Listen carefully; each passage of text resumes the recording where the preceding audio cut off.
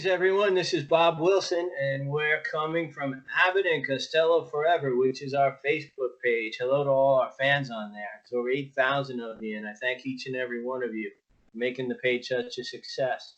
We have two very special guests tonight, but first, my co-host Lauren Brown is here. Hello, Lauren.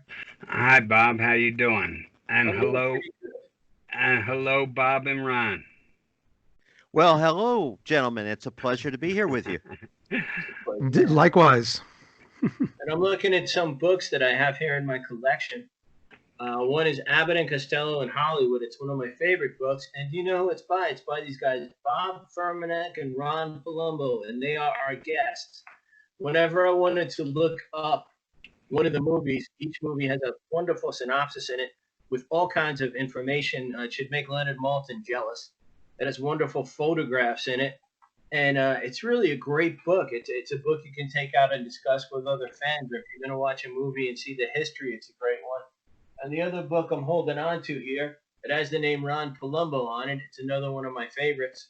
It's Abbott and Costello and Hold That Ghost. It's the original shooting script, and maybe Ron can tell us about the different versions of that movie at some point. There was one I've never seen. I know that they shot it first. And Ron has yet another book, and it's Buck Private, and it's sort of along those lines. So he's going to have to tell us about those books. So you want to start with us, like about your books, and we'll start off with that. Oh, well, you're very kind. It all started really with Abbott and Costello in Hollywood with Bob. We worked on that together very, very hard and very diligently, and it was really a great pleasure to put that together for the fans. And we got a great response from it. It got great reviews, and even Leonard Maltin thought it was one of the best films of books ever made. So we're very excited.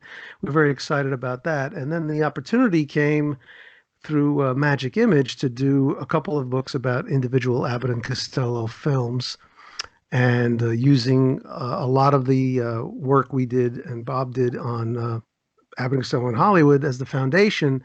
I was able to continue building on Buck Privates and Hold That Ghost, a lot of the behind-the-scenes things, and really expand the coverage of the behind-the-scenes making of the film, the different variations in the scripts, how the scripts were developed, how the supporting players were cast, a discussion about the routines, and then both of those books, the Buck Privates book and the Hold That Ghost book, have scripts in them. The final shooting script for Buck Privates and the Hold That Ghost book is actually pretty big. It's got the original script, which was shot, and many fans will also know that it was a lot of retakes were done after they decided to add the Andrews sisters and Ted Lewis to the film. So it has both the original script and the additional scripts for the film and some other routines and things like that. So it was a lot of fun to put them together. They took a lot of time to put together. In fact, I think we did Abbott and Costello in Hollywood about 36 films in about half the time that it took me to do one of these books. But it was because, as more and more things opened up online, more and more sources opened up online, you were able to kind of trace things better and better, and not have to sit in the library going through microfilm. You could just type in your search query online, and you could get a lot of hits that way with some of the things. So a lot of stuff came through that way, and it's pretty interesting. Like on Buck Privates, one thing that probably most people don't know is, or I didn't know until I found this, was that Boogie Woogie Bugle Boy of Company B was written for Lou Costello. I did not know that. Wow. If you had the book, you would know. But I will look into it, but I didn't know that. Please yeah. So then eventually they wrote another song for him, the Captain Brown song. And they gave the other one to the Andrews sisters. So there's a lot of stuff like that in there that you definitely don't know about for the Buck Privates one, and the Hold That Ghost one has the original shooting script for the film before it had all the musical numbers in it. So it has a lot of other things in there as well. And it has, again, both of them have a great number of photographs. I mean, there's over 150 photographs. Some of them are full pages and stuff like that in there. And it shows you cut scenes as well, which is something we did, Bob and I did in the Abbott and Costello in Hollywood book. And Bob turned over so many images. I was I can recall when Bob was doing all the research on Abbott and Costello in Hollywood. I think he saw just about every still picture of Abbott and Costello that was in existence, right, Bob? And there's probably like 3,000 Oh my photographs. God, at least, yeah. Well, the thing is, that first book was such an overwhelming task because, when you're writing about 36 films, you've got that much more work to do to try to be complete. And, Yeah, I had moved out to California to work on the book. I think I was out there at least, what, a year, maybe? almost. Uh, Yeah, probably pretty much. yeah, and it was yeah, very intense but it was also exciting because I kept finding new stuff. And when you're digging in the vaults and kind of doing that detective work and you're getting results and finding new things, it kind of keeps you going. Hmm. Uh and it I think one of the things we're both really proud of the book is that we started as fans. I mean, both of us from childhood were big fans. And I remember how the book kind of came about. We were talking, their 50th anniversary was coming up in 1990, and gee, wouldn't it be great if somebody did a complete book about their films? And when we realized nobody else was going to do it, we had to we we had to Right. step up to the plate. And it was a lot of fun, but man, I'm telling you, it was the very intense research. And the days before the internet, like Ron mentioned, you had to do all this stuff in person and go to libraries and microfilm and index cards and everything like that. It was Yeah. it was quite a challenge. Clippings full of mold and things like that. It was, Yeah. it came about in 1986 when Abbott and Costello's 50th anniversary of their teaming. In 1936, I started the Abbott and Costello fan club with the family's permissions, and they introduced me to Bob. And Bob and I were talking, and Bob, you know, introduced me to Bud Abbott Jr. And I did the first, I think probably the first in-depth interview with Bud Abbott Jr. for the Abbott and Costello Quarterly back then. And it's still going. The Abbott and Costello fan club is online, abbottandcostello.com, abbottandcostellofanclub.com. And actually, all of the quarterlies are online. If you join the fan club, you can read all of them back into the 80s. But anyway, I was introduced to Bob, and as he was at that point was the archivist for the estates, and we just got that. It was a natural outgrowth, really, of our love of Abbott and Costello and Bob's position as the archivist. He knew where a lot of stuff was, and we went to the families and said, "Hey, we'd love to do this book." And they loved us, they trusted us. They saw that we were coming at it from a good place, and they said, "Yeah, go ahead, go for it, and do it." And it was great. I think we didn't know how hard it was going to be, as Bob said, and that's why we did it. If we had known going into it how hard it was going to be, I don't think we would have done it.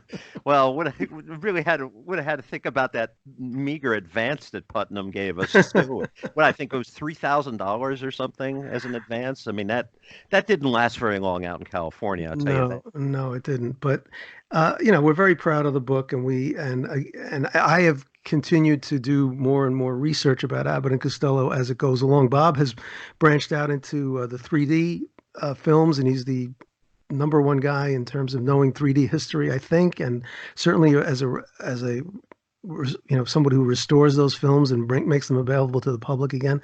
But I've continued my work on Abbott and Costello, like with the Buck Private's book and Hold That Ghost, and continue to research them and turn up new things. I mean, we did a two-part issue on Bud Abbott's early history, which was, if you've read the Bob Thomas book, you'll find that based on our history, Bob Thomas doesn't know what he was talking about in Bud's early history. And we've done like a five-part thing on all of the routines, tracing them back to some of them back to the 1850s and 60s.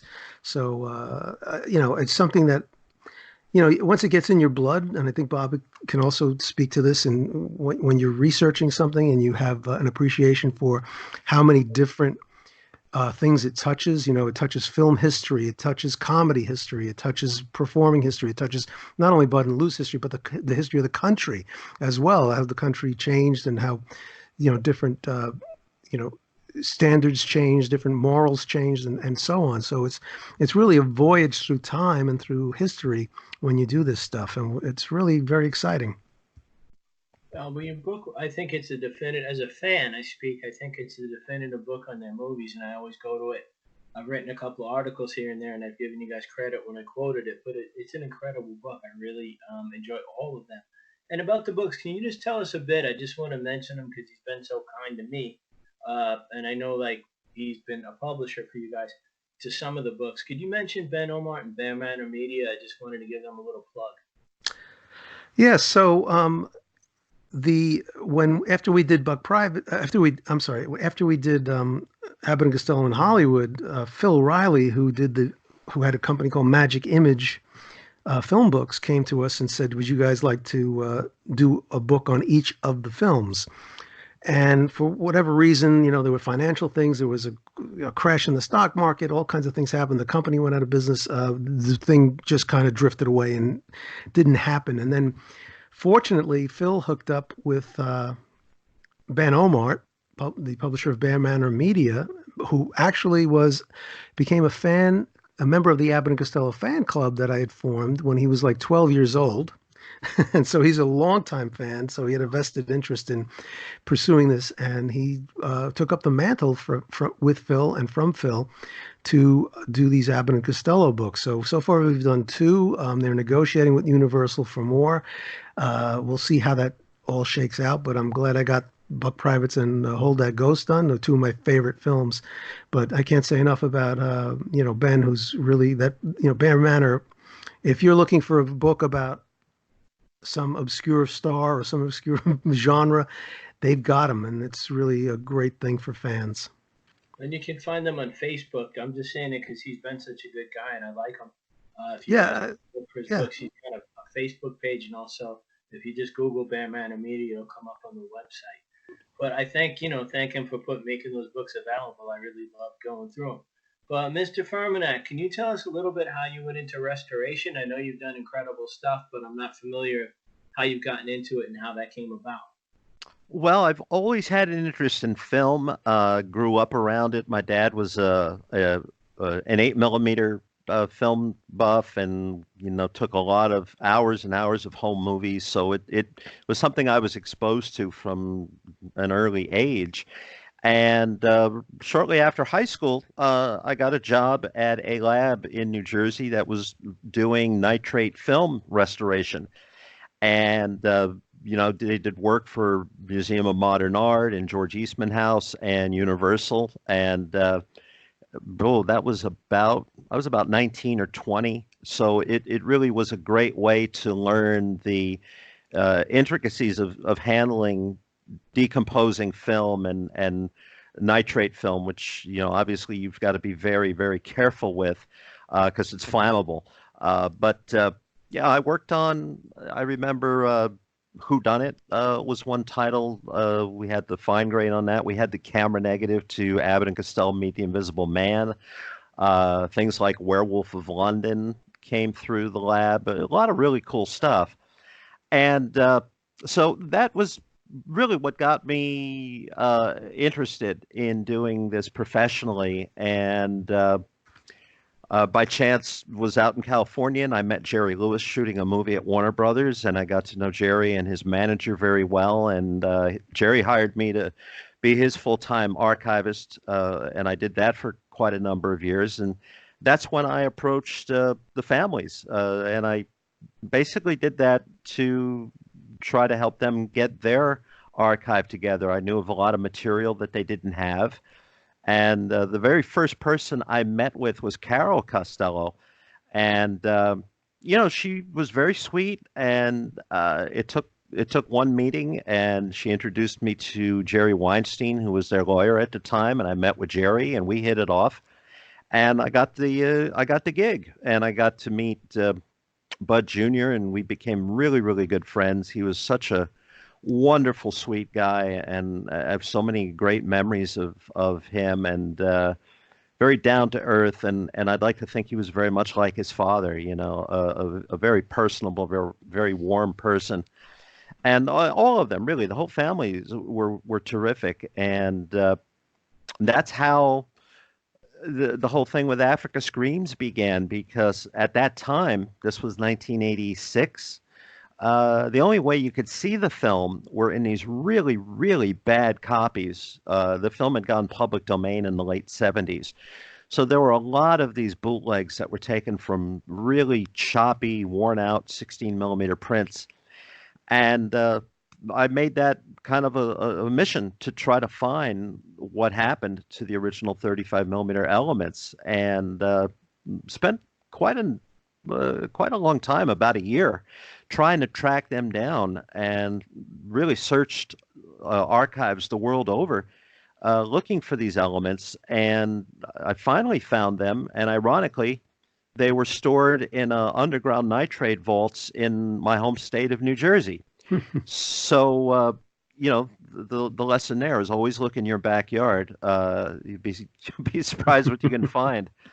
And but then it became a classic catch-22 situation, because the lab that was storing them would not release them unless I got permission of the man who had deposited that material back in the early 50s. Well, that's great. They gave me his name, and they couldn't tell me how to reach him. So I said, well, I have no idea, who this person is. And again, pre-internet days, the only way you could research it is the library. And I tried, all the major cities, could not find this guy. And then, as kind of a last resort, began looking in phone books. And I found the name in a New York phone book. And I called up, and a very elderly man answered. And it turned out to be the gentleman who had deposited these materials. It was quite a amazing find. So went to meet with them and told them we want to restore the material, and he turned it over to us. And the first thing we did was I transferred the fine grain, and we did an analog 1-inch tape master that was released on Laserdisc by Image Entertainment in 1987, and then that gave birth to all the bootlegs and unauthorized copies that have been floating around over the last 3 decades, YouTube and all sorts of video releases and things, and it's been copied so many times that it really doesn't look very good anymore.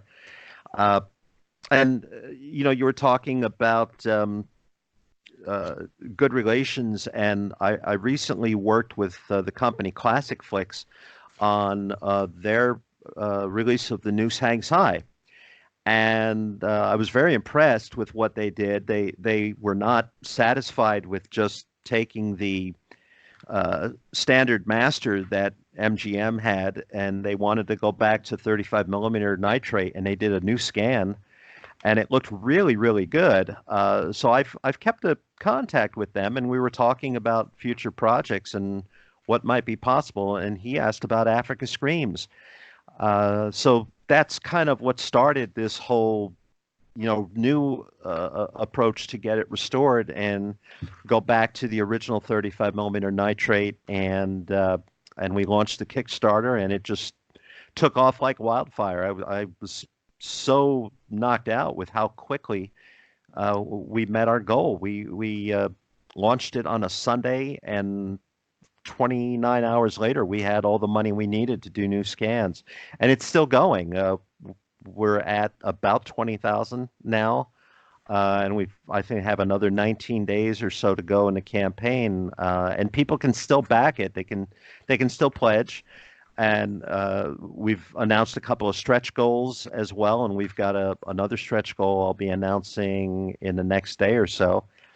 And it's very exciting, and it's great to see the interest is there. And when everything is finished and we've got these new 4K digital scans and we do all of our cleanup work, you're going to really see Africa Screams looking better than you've ever seen it before. It's going to be quite beautiful.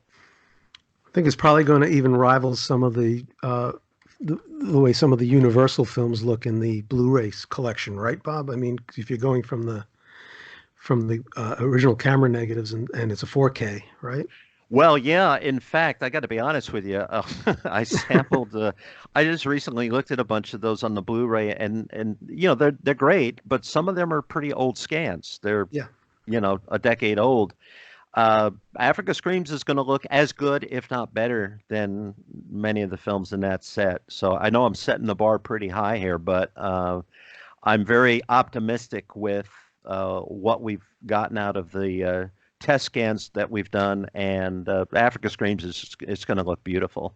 Yeah, the difference, again, I think Bob could probably talk to this more, is that, if you go from a fine grain, it looks great. But if you can go from the camera negative, which is the direct exposure onto film, right, and Oh yeah. transfer that, it's just like another level of clarity that you just don't see very often. Oh, absolutely. I mean, and the thing that makes this a little bit timely is the camera negative is decomposing. Uh, it was originally 9 reels, only 5 of the 9 survive, and on one of those 5 reels, there's already been some footage lost to decomposition. So the time is not on our side, and it really was a case of getting this greenlit and moving forward as soon as possible. And again, I'm just knocked out with how quick the response was, and just it's very gratifying that people stepped up to the plate to help save this film. Now, by the way, I didn't see it until you did the restoration, because by the time that all of the Abbott and Costellos were released, in syndication on television, specifically here in New York City. We saw it on Channel 11 every Sunday, but Africa Screams was never one of those films that was run either on 11 or Channel 5 or any of the other shows, other channels. So it just really, literally did disappear from TV, even though I think it was the second Abbott and Costello film to ever first be broadcast on television in 1956. And then after a while, it just really totally disappeared. And I remember having to read reviews, or even Jim Mulholland's great book, the Abbott and Costello book, for a description of how that went. And I started to realize, oh, that sounds a lot like the Safari episode in the TV series. And in fact, it is. It's very close Yeah. in many ways.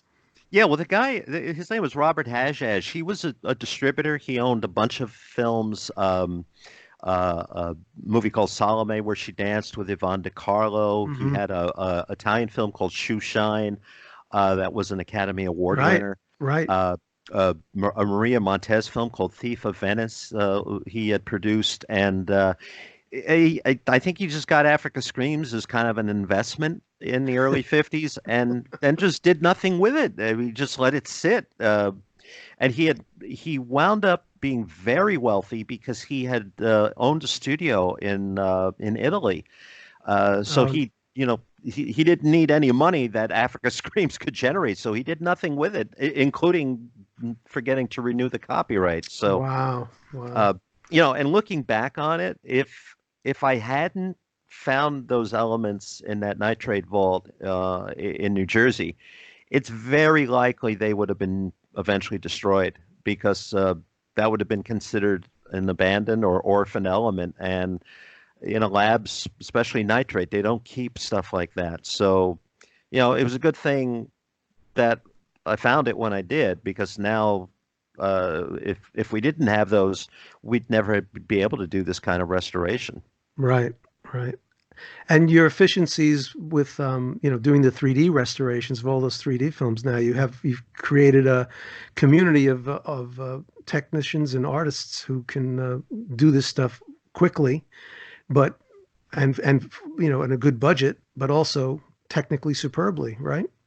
Yeah, no, we've got a fantastic team. We're very, very fortunate, and it's a great group of people working on these restorations, and they're not motivated by monetary gain. Thank goodness, because we'd never get anything done if with the little money we make. But they do it because it's the right thing to do, and the love of the film. And since 2015, we've restored 17 3D features on Blu-ray to date, and we've got another dozen in the pipeline. So It's keeping us busy, and there was a little bit of confusion when I launched this campaign because people thought, "Wow, 3D Film Archive, Africa Screams is in Right. 3D," you know. Right. So there was a kind of a learning curve there, and I had to explain that, if you understand that every time we restore a 3D film, we're basically restoring two flat films, a left side and a right side.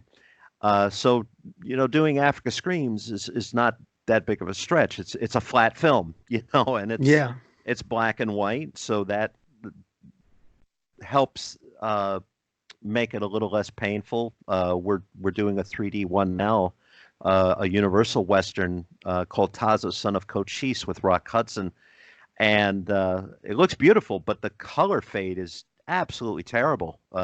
There's just this film has a lot of dupe opticals from effects and dissolves, and there's just no color left. And if you've ever messed around in Photoshop with a faded photograph, you can't put something back that's not there. So really, Africa Screams, despite its challenges with some of the deterioration, is going to be a relatively easy project for us. I think some people might not be familiar with the 4K transfer process. Maybe you want to talk about that, how each frame of film is exposed, kind of like Photoshop, in terms of a digital scan is made of every single frame, and then it's put together, and you retouch, for lack of a better word, you retouch or correct every individual frame pretty much, right? Yeah, you have to. And 4K is capturing all the resolution that's on these original 35 millimeter elements. It doesn't get any better than that, right? I mean, you can't. No. There's nothing better than 4K.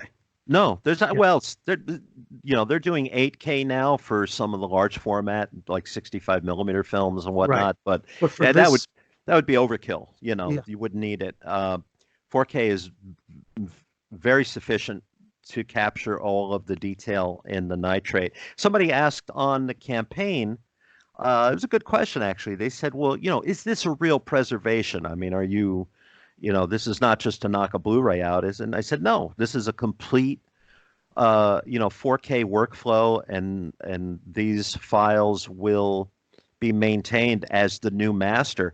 I suppose the ultimate goal is to do a film out and get it back onto acetate film stock, and we'll definitely explore that option once the work is finished.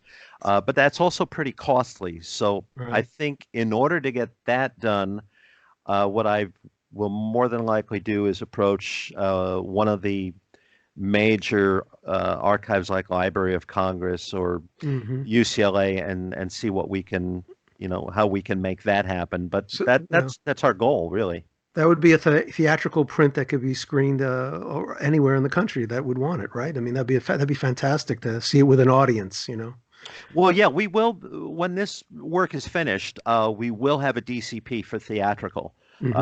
So yeah, it'll be available for any theater that is interested in playing it. We'll be able to provide that. Awesome.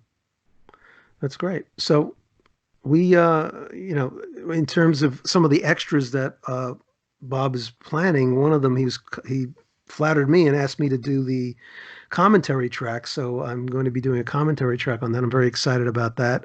Bob and I did the commentary track for Buck Privates on the Universal collection, and it was very well received, and I think you can expect some of the same amount of detail on this film that you did on the Buck Privates one. We have a lot of interesting information and surprises to talk about in the making of the film.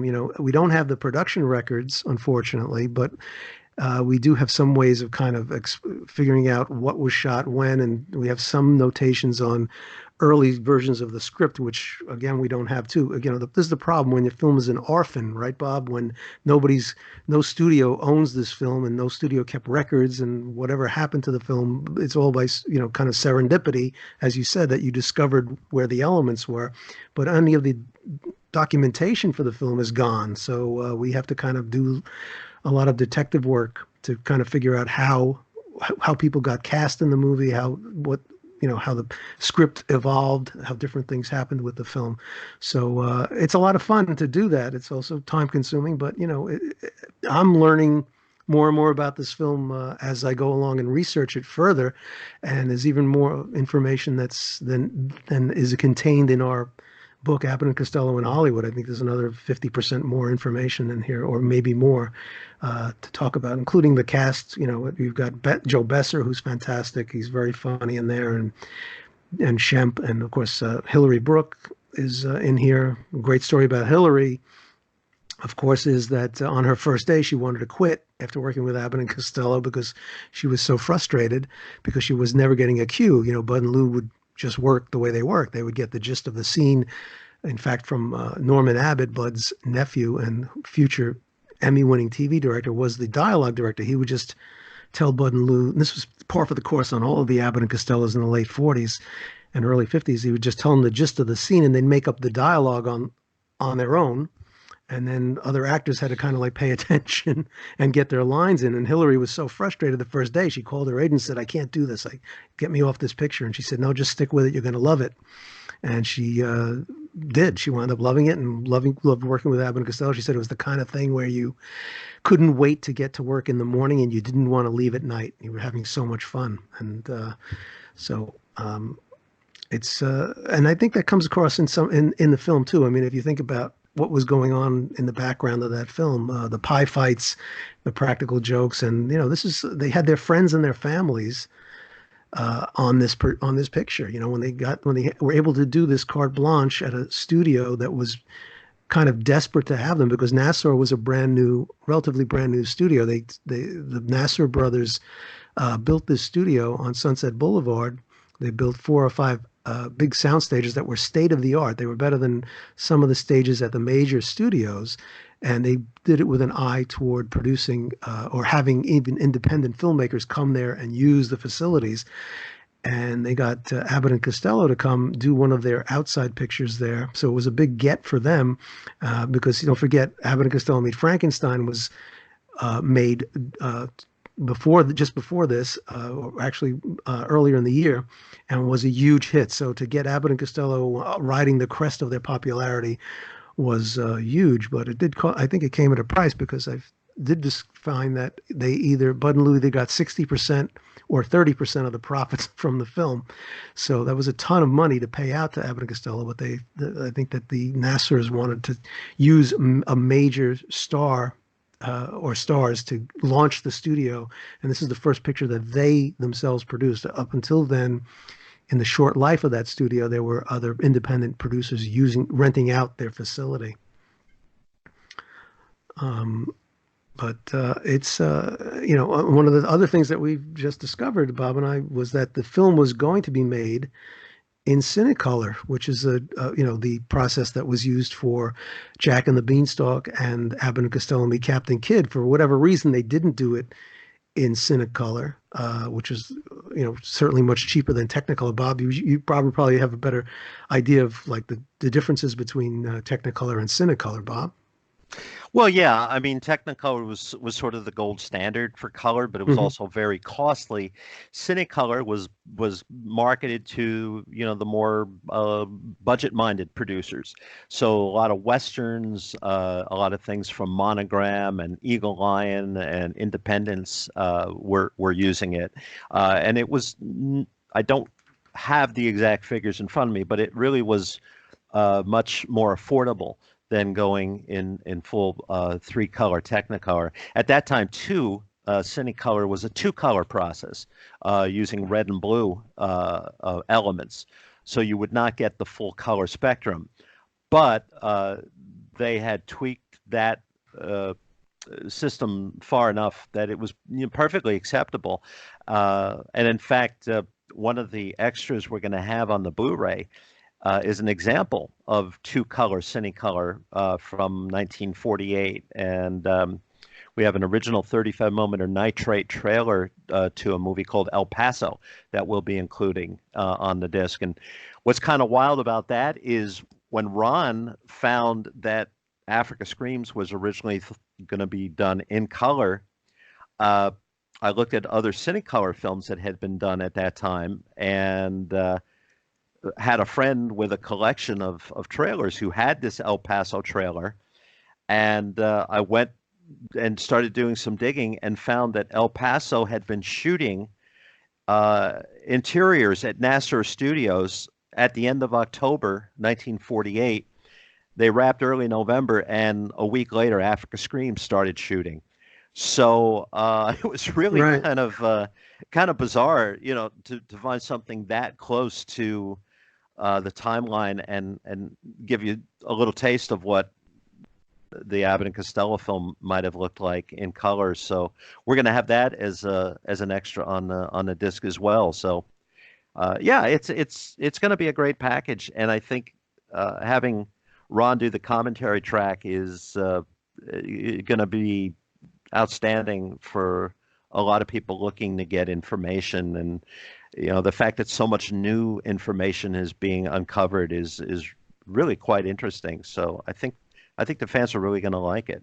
Yeah, it's been fun researching it because Bob and I have been going back and forth, and you can see that was one of the outgrowths of that was finding that El Paso reference, because I told Bob about this, he found that, and we keep kind of cross-pollinating like the old days when we were doing the first book, and we keep building on the different things that we've found. So we keep adding to this package, and I think it's going to be really cool to do it. And one of the things about the movie, the Cinecolor thing, was, Abbott and Costello always wanted to get a color film out of Universal, and they didn't. So here they go to Nassau, and they, maybe one of the lures was that, well, we will do it in Cinecolor, but they ultimately didn't. And one of the other issues Abbott and Costello had was with their co-stars at Universal, and they had just come off doing Mexican Hayride, where they did have some problems with their co-stars. They wanted a better caliber of co-stars. In fact, I think they wanted Lucille Ball for a co-star in Mexican Hayride, but they didn't get it. Universal didn't go out and get her. So here, when Abbott and Costello are making an independent film where they kind of are calling the shots, they bring in two great comics, Besser and Shemp. They bring in Max and Buddy Bear, who are extremely famous men in the era as, champion prize fighters. And you've got Frank Buck and Clyde Beatty, who were incredibly popular in the 30s and 40s. They were every young boy's, dream of like what an adventurer was, and what a cool guy was, and this lion tamer would go into a cage with 40 lions, and this Frank Buck who'd go to Africa and bring back, elephants and tigers and lions for zoos. He brought back, his slogan was "Bring them back alive." He was contracted out by zoos and circuses to bring back exotic animals. So and both of them wrote books and had a huge following. It's like I say, these films are a product of their period and their time, and you really learn about a lot of aspects about America's history by researching these films and learning more and more about them and seeing these people in the films. Not that they're great actors, certainly the Bear brothers, but aren't great actors, and Frank Buck is pretty terrible in it. But these people are in the movie for a reason. They resonated with the audiences of the time. So it's good for us now to kind of understand what they brought to the picture. Besides, well, who's this guy? I saw some of the pictures from the movie that you had posted, and you can see some of them on our page, Abbott and Costello Forever. But if people wanted to go on Facebook and see some of the restoration pictures and what's going on with this, where can they look to find out about it? Well, I've been sharing the daily updates pretty much with various Facebook groups, and probably the best place to keep track of the whole Kickstarter campaign is on the Kickstarter site. And we have the web address is tinyurl.com/save Abbott and Costello. And that will get you right to the Kickstarter page. And you could also follow our 3D Film Archive Facebook page as well for updates. But I'll keep that going through the rest of the campaign, and that will wrap up on December 30th. And then we've got to get to work and start getting this restoration done. So there won't be too much shared from that point forward. But our goal is to have the DVD and Blu-ray out more than likely April, no later than May 4th, which will be the anniversary of the film's world premiere. So we've got our work cut out for us, but there'll be photo galleries on the Blu-ray and DVD as well, with some of the production stills and things on the set. So even if you don't get to see all of them now, you will within 5 months when this is available. And I'm looking forward to it. Earlier, I asked about Bob's background, and I know that Ron has written so many books, and he's synonymous. People know the name. But could you tell us a little bit about yourself, which I didn't ask you before, and how you came in Abbott and Costello and the other things you've done?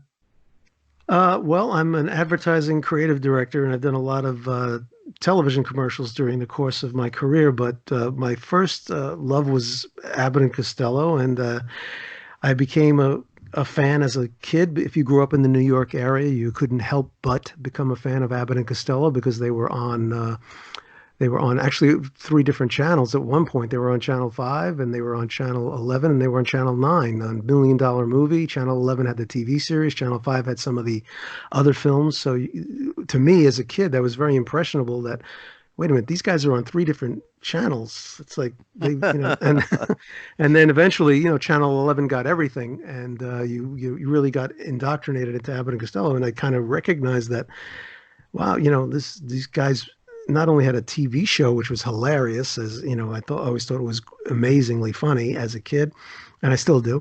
And then to see that they had this body of work of films, and of course, they had the greatest comedy routine of all time, Who's on First, and they had probably one of the greatest comedy films of all time with Abbott and Costello Meet Frankenstein. I thought, wow, these guys must be it, And what was happening in the when I was growing up, and Bob also, a lot of people were rediscovering some of the old comedians, particularly W.C. Fields and the Marx Brothers were very, very hot. And I thought, wait a minute, they're great. But to me, the guys who resonated best with me were Abbott and Costello. And why aren't they getting the attention that these other acts are getting? And eventually, I heard, that Chris Costello was writing her book about Lou in response to the Bob Thomas book, Bud and Lou, which we have, as I've gone on with my research and even my research with Bob, we've found so many errors in that book, and also some bad conclusions as well. But when Chris was writing her book, and after it came out, I wrote to her. And we had some great correspondence. We had some great phone calls. And I said, somebody's got to start a fan club for Abbott and Costello. And she said, yeah, and nobody's done that. And, every once in a while we touch base every couple of months, and nobody took up the mantle to start a fan club. And finally, it was coming up to 1986, which would mark the 50th anniversary of Abbott and Costello's teaming in Burlesque in 1936. And I said to Chris, I'm going to do it. I'm going to start it. And she said, I was hoping you would. Because she knew that I had all of this wealth of knowledge. I had been collecting on them forever, since I was young as well, and I even actually had the temerity to point out errors in her book, which were very small errors in certain dates and things like that. They were inconsequential, really, but she was very impressed by that. And so I started the fan club, and we put an ad in Rolling Stone, and we put an ad in the Honeymooners fan club. And I think in the first week we got about 200 people. And this was back in the day when you had to mail to a post office box to to do anything. You couldn't just do it online. Now you can sign up online at abbottandcostellofanclub.com. But then the ball started rolling, and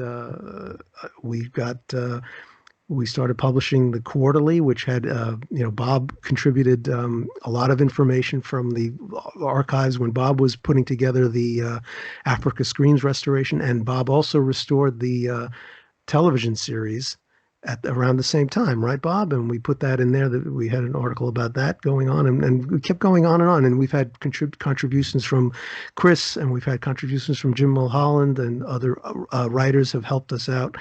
along the way, and we continue to hold the mantle for Abbott and Costello. But I mean, it's something that, for me, as I continue to learn more and more about them, I appreciate their talent more and more, because they took this material, these old burlesque sketches, and one of the things I always wanted to do was trace the history of the sketches and where the origination of the sketches, and we just did that in the couple of issues, the last few issues of the quarterly.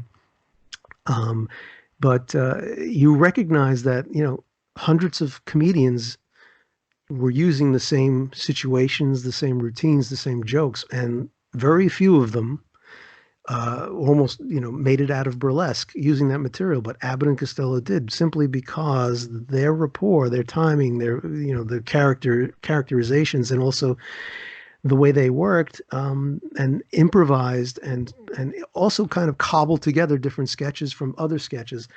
Their creativity really made those sketches transcend burlesque, and they're the basis for all of their movies. Those early films are just burlesque sketches interrupted by a romantic subplot and a musical number, and then you go back into the sketches, and they're kind of standalone things. But to me, researching that and finding how Abbott and Costello fit in that continuum and what they did to those sketches to make them better was really eye-opening to me, and very gratifying to see that these guys deserve the credit that they got, and they deserve the fan base that they have and still had and still have.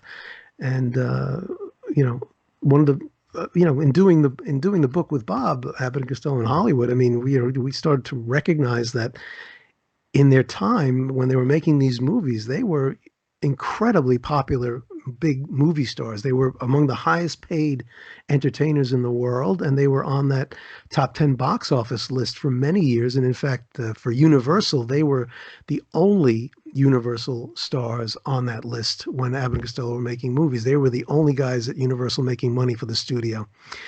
So we recognized that even our tastes as young kids gravitating to Abbott and Costello was very justified, because these guys really had a tremendous amount of talent, and a lot of people felt the same way we did. That was one of the gratifying things about starting the fan club, was getting all of these letters from fans who were saying, oh, it's so great you started this. I love Abbott and Costello. I'm a member of this other fan club for this other comedy team or that comedy team or that comedian, but my first love is Abbott and Costello. So it was really gratifying that, to recognize that you weren't alone. And then I'm, meeting Bob and seeing that he had that job, a very coveted job of being the archivist for the estates, and having, access to all of that material and knowing all that stuff was cool to know that somebody else had that degree of love for Abbott and Costello, that they wanted to help preserve not only their material but also preserve their names.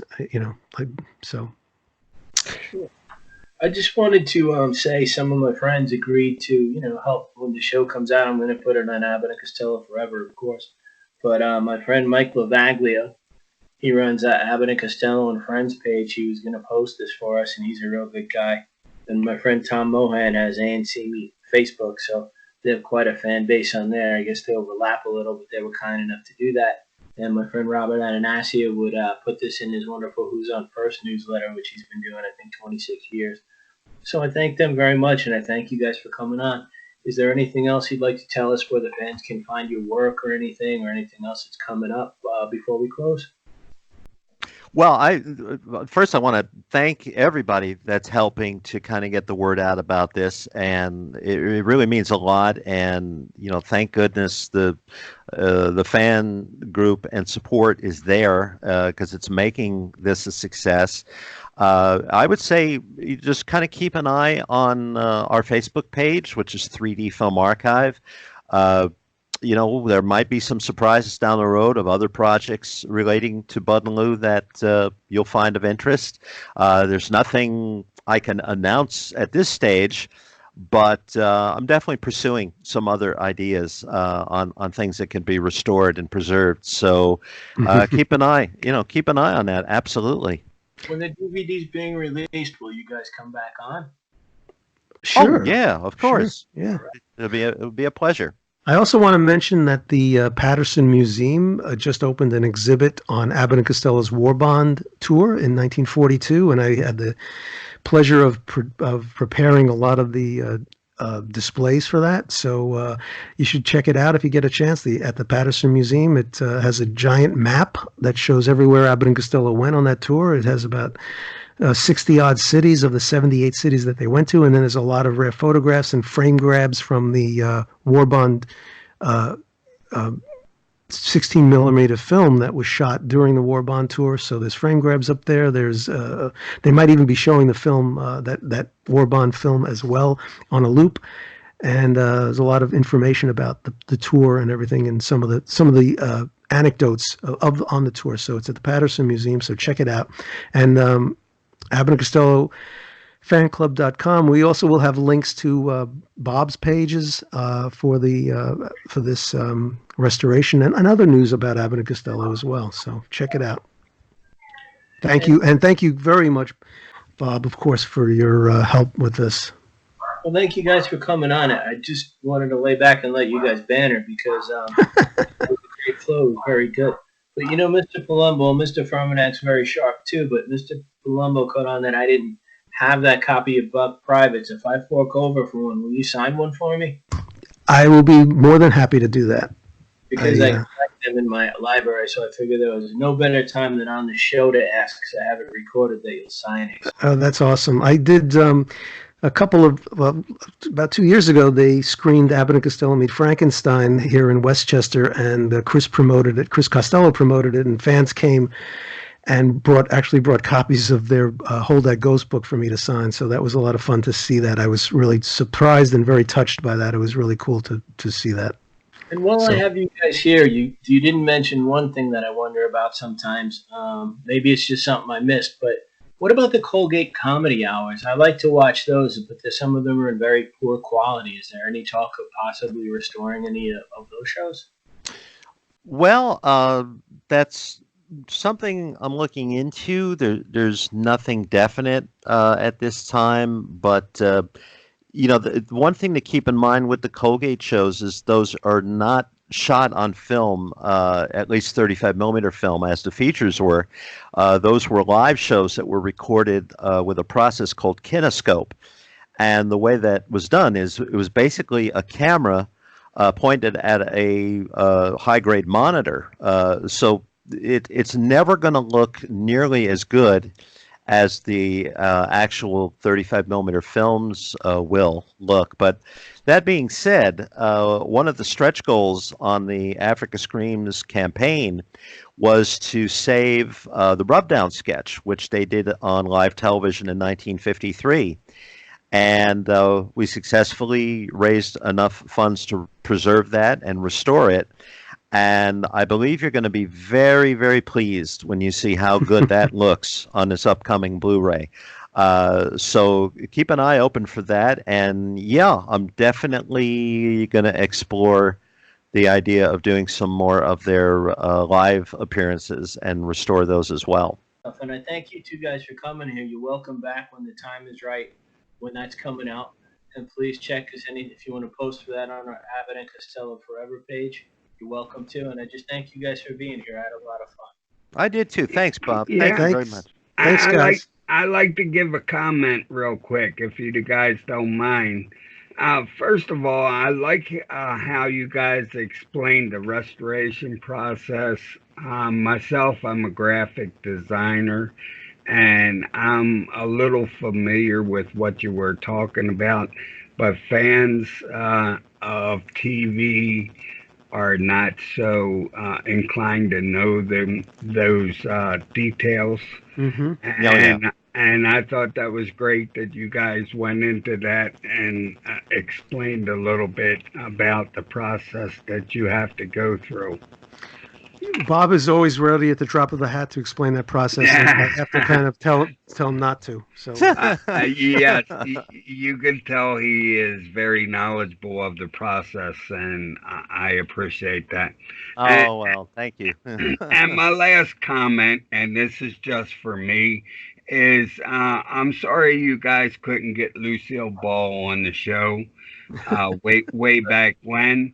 because Lucille Ball is a great aunt of mine.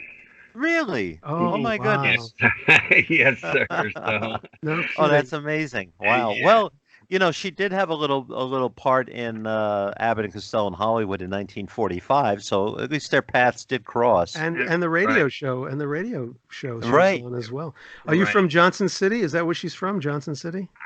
I'm not sure exactly. I just know from what my parents have told me. Oh, I don't know her personally. I've never met her. I've okay. never talked to her. I just know that she's a great aunt of mine. That's awesome. Oh, that's wonderful. So it was Wow. nice. It was nice to hear you guys mention her name anyway. Yeah, That's fabulous. that's All right. great. Now, I wanted to thank you guys also, and I hope you two have a great holiday and a very good new year, and good luck with all the work you're doing. Well, thank Thanks you, so Warren. much. It was Thanks, a real Warren. pleasure, and all the best to you too, and hope to talk with you again real soon. All right. Thank you, guys. Thanks, guys. All Uh, right. Happy Take care. holidays. Yeah, you too. you. Good night. Bye. Bye.